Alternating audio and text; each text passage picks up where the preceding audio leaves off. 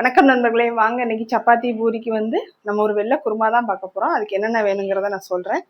அதுக்கு பார்த்தீங்கன்னா நாங்கள் ஒரு பட்டை ஒரு 2 துண்டு, ஏலக்காய், கிராம்பு, பிரிஞ்சி இலை வந்து 2 எடுத்து வச்சுருக்கேன். அதுக்கு வந்து பெரிய வெங்காயம் 2 பெரிய வெங்காயம், இதுக்கு வந்து கேரட்டு, பீன்ஸு, உருளைக்கிழங்கு நான் நறுக்கி தண்ணியில் வச்சுருக்கேன். இதுக்கு அரைக்க வேண்டிய மசாலான்னு பார்த்தீங்கன்னா முந்திரி எடுத்து வச்சுருக்கேன், சோம்பு, கசகசா, பச்சை மிளகா வந்து நம்ம காரத்துக்கு அரைச்சிக்கிறோம். இதான் இதுக்கு காரமே.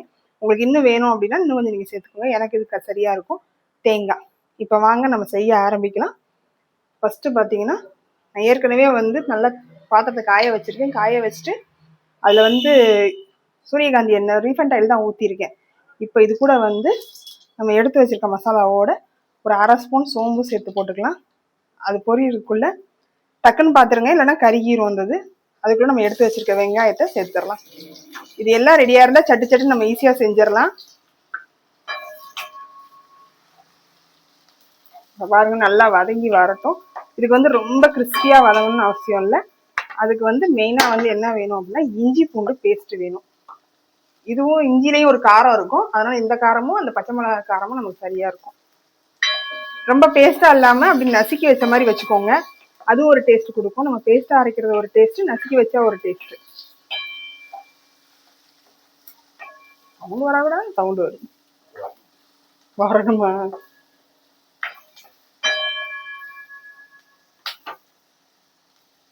அது நல்லா வதங்கட்டும். வதங்கும் போதே நீங்கள் என்ன பண்ணுங்க, இதுக்கு தேவையான உப்பு நம்ம சேர்த்துக்கலாம். இந்த குருமாவுக்கு தேவையான உப்பை நான் சேர்த்துக்கிறேன்.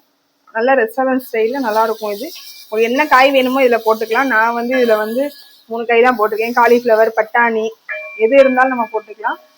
ஒரே மாதிரி மசாலா குருமாவாக சாப்பிட்றதுக்கு இந்த மாதிரி ட்ரை பண்ணி பாருங்கள், சூப்பராக இருக்குது. இதை நம்ம வேகிறதுக்குள்ளே நம்ம எடுக்க வேண்டியதை வந்து அரைச்சிட்டு வந்து வச்சிடலாம்.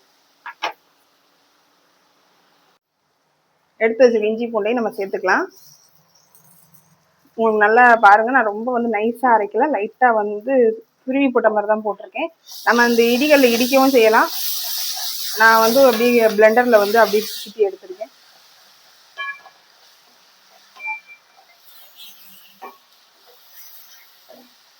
நம்ம காயெல்லாம் சேர்த்துடலாம். நான் வந்து கேரட்டு, பீன்ஸு,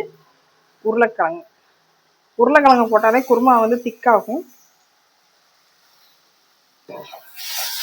இதுக்கு மஞ்சத்தூள் எதுவுமே தேவையில்லை, எந்த மசாலாவும் தேவையே இல்லை. ஏன்னா அதெல்லாம் போட்டால் அப்புறம் நம்ம வெள்ளை குருமா வந்து கலர் குருமா ஆயிரும். அதனால் நம்ம இந்த மாதிரியே வச்சுக்கலாம். இப்போ வந்து இது வேகணும். வேகிறதுக்கு வந்து நம்ம கொஞ்சோண்டு தண்ணி சேர்த்துக்கிடுவோம்.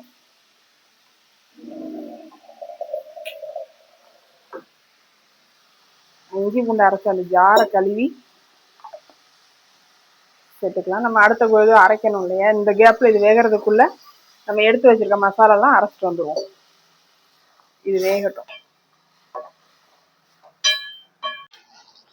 இப்போ இந்த உருளைக்கிழங்கு வெந்திருக்கு அப்படின்னா நம்ம ஸ்டவ்வில் வச்சுக்கோங்க.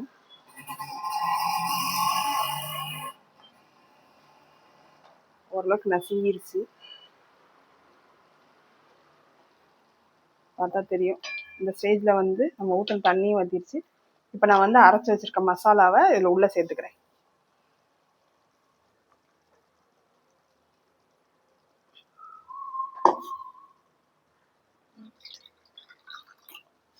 இப்போ நீங்கள் வந்து குருமாவுக்கு எவ்வளோ தண்ணி வேணும் அப்படிங்கிறத நீங்கள் பார்த்து ஊற்றிக்கோங்க.